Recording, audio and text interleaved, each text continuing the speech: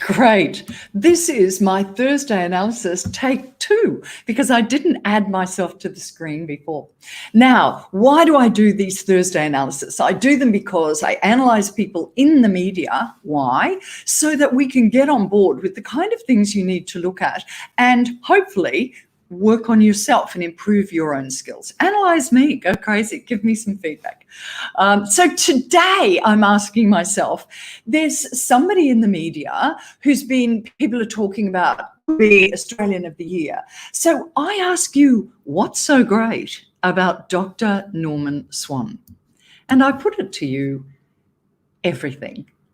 So who is he? Well, looking at the ICMI Speakers website, Dr. Norman Swan is a health commentator, speaker and facilitator. He's a multi-award-winning broadcaster and journalist, and he's the host of Health Report on ABC Radio National and a presenter on Health Minutes on ABC News Radio and Catalyst. Now, interesting about Dr. Swan was he actually trained in medicine in Scotland and then moved London and Australia and is in Sydney now. But he didn't start in medicine. He actually wanted to be an actor. And he did the audition, and it says, no doubt for a joke, he forgot his words and thought he'd better go into medicine. So this is a man now who's combining his loves of performance with his medical background, and it shows. He's no doubt had to, in his medical background, deal with children and deal with parents in very distraught situations. And this has made him an expert communicator in times of crisis. So let's have a look at what he does. Well, first of all, his position on screen, and I'll just alter my position on screen, his position on screen is always excellent. Now, of course, he's not doing this. He has camera people who do it. But notice that he's always in the middle, or if he has slides, he's 1/3, 2/3. He always has that little bit above his head, and he has some body in the picture. No more of this, which I'm seeing so much in the corporate world. His background is always professionally done. What about him and his skills? Well, he actively listens. Here's a man who actually blinks and does something that we don't always see. He smiles on regular occasions.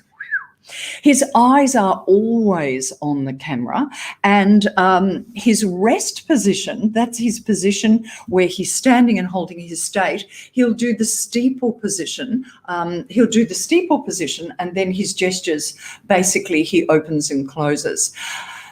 What's beautiful about him is his voice. So, of course, he has that Scottish lilt.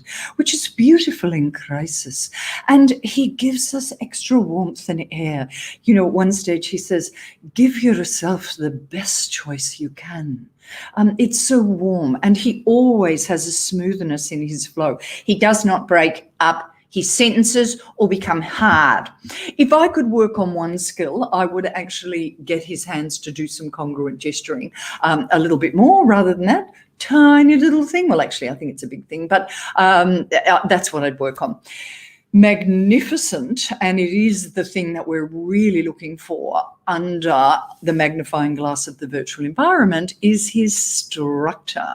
And his structure is always logical and clear, and he has a message, and he does not go off topic and into waffle.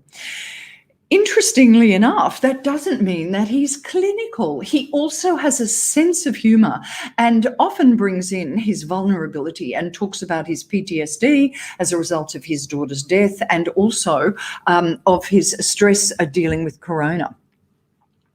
So in summary, what is so great about Dr. Norman Swan? A lot, everything, in fact. And what can we learn from this? Well, I think what we're learning is that when it comes to crisis, career politicians don't cut it. We want experts in the role, and we want experts who can communicate. So I feel a little bit like, thank you, Mr. Hooker, but I'm going to say, thank you, Dr. Norman Swan.